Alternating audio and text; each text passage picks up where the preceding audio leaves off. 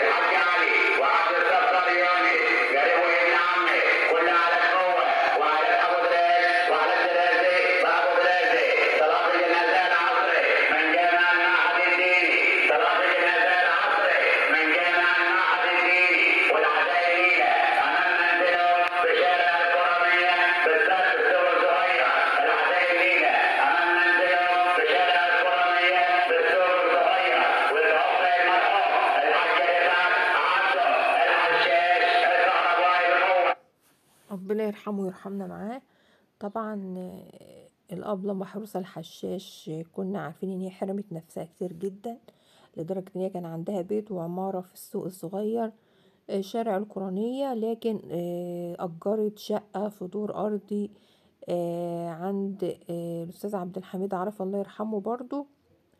حرمت نفسها ان هي تجيب غسالة، كانت زلة في يعني ربنا يعوض عليها برضو، زلاها ان هي تغسل على ايديها.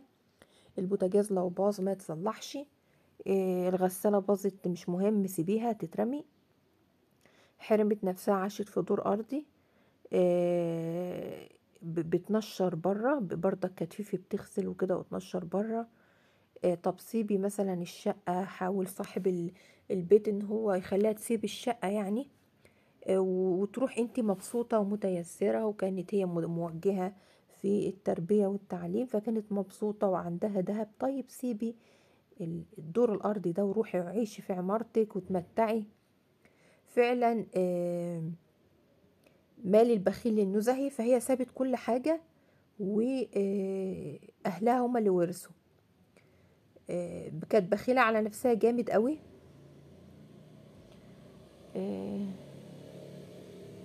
مش هقول طبعا ان المبذرين كانوا اخوان الشياطين، مش هقولك بذري في حياتك، لكن انت حرمتي البنت، ضيعت صحتها، البنت جالها حالة نفسية.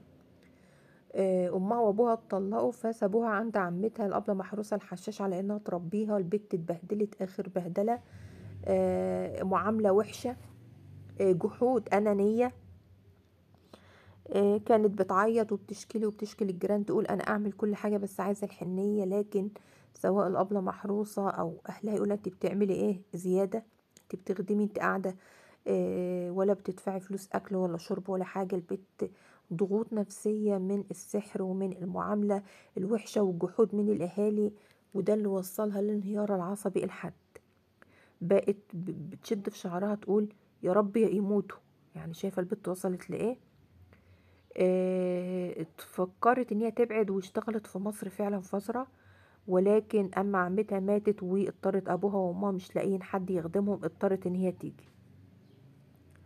مش عقوق يا جماعة، ولكن الضغوط تولد الانفجار، والانسان لما بيلاقيش معاملة كويسة ولا مودة ولا رحمة بيتحول الى حيوان بشري. تعالوا نشوفوا بقية الفيديو مع بعض.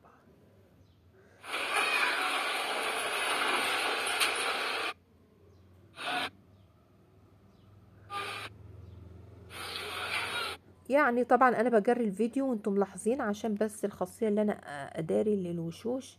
هنا كانوا بيجيبوا الخشب والخشبة بتاعة الغسل، والراجل بيطلع الكفن، ربنا يرحمه ويرحمنا معاه، ويقوي فيه على اللي هي فيه. بشوفها بتصعب عليا، واحدة زي اي بنت عايزة مشهورة في المنطقة ان هي ما بتتجوزش زي عمتها، لا، هي مفيش حاجة اسمها رفض الجواز، مفيش حاجة اسمها ما بتتجوزش.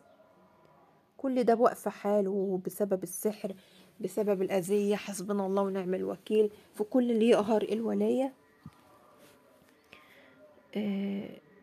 يعني موت الأب طالما فوق 80 سنة يعني بيعمل حركات، يعني عايزة بقى طولة بال، وعايزة واقفة جنبها، وعايزة كلمة حلوة، وأهلها رامين الحمل عليها، وما في سند ليها إلا ربنا، واللي بيجي ما بيرحمش بلسانه. واخدين بالكم؟ لدرجة ان هي كانت بتحكي لجيراننا ان اهلها بيجي يشدوا منها الحلة، عايزة الحلة دي ليه، عايزة مش عارفة دي ليه. فالبنت عرفت ديتها، راحت بايعة الحديد والنحاس وعشان تصرف على ابوها وامها، لان طبعا المعاش في جميع الحالات مش هيكفي، خصوصا ان ابوها كان دخل عناية مركزة وتعبان، راجل فوق 80 سنة، وامها كذلك. فيا جماعة ساعات الموت بيبقى رحمة. ما توصلي بقى اللي انت يعني ربنا ما يكتب عليا ان انا احتاج لحد من عيالي ويعني تفضل الواحد بصحته لحد اخر يوم. بتبقي بقى حركاتك، الانسان بطبيعته تقيل.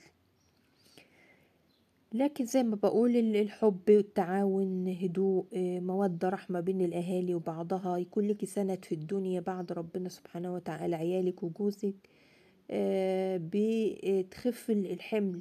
لكن الكل بينهش فيكي، والكل عايز منك الله، انت قاعدة ببيت طويل عريض، الله يا ام بوسي بيجيلك قد كده في رمضان وفي العيد، الله سايبه اختك الغلبانه. الغلبانة دي ولا انتي معاكي بيتك ومعاكي سندك وقافلة بابك عليكي انت وجوزك وعيالك، غيرك محروم؟ يلا ربنا ينتقم منكم، يلا دمرتوني ووصلتوني للانفجار، ويا ريتني عاجبة. آه خلوتوني عندي خلل في دماغي اكتر من السحر اللي انا فيه، ومفيش حد واقف جنبي، الكل بينهش فيا. واخده بالك يا ام بوسي؟ اللي هو البيت الطويل العريض، زي الحاج فلان اللي في عيلتك اللي عنده بيت قد كده في المحمودية، واللي عندها شقة قد كده، واللي عندها عمارة قد كده. يا مبوسي تقدري تقولي لها كده يا مراجعة؟ لكن فعلا الواحد ما بيتشطرش الا على الغلبان، والكحكة في ايد اليتيم عجبة.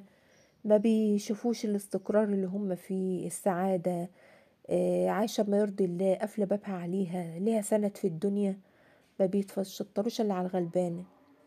ادخلي بسرعة يا راجا انتي وبوسي، ادخلي على الفيسبوك شوفي ايمان نشرة ايه عشان اوقع بينها وبين اختها اكتر ما وقحت. ده اللي انتي فالحة فيه. على رأي ماما الله يرحمها، طول عمرك شر، وطول عمرك بتعملي فتنة وتوقعي ما بيننا ايام الخطوبة بتاعت خطيبك اما كنت مخطوبة. فالواحد يعني ما يفتقلكيش الا بسم الله ما شاء الله. ربنا ينتقم منك ويقعد ده في عيالك وفي جوازاتهم، وتشوفيهم وتشوفي السم، وتشوفي الخذلان، وتشوفي الطلاق. واخده بالك انتي؟ اكيد ربنا هيدوقك من حاجه بردك، عشان الله جرى ايه، الله ربنا ينتقم منكم بحق الصباح الباكر يا رب.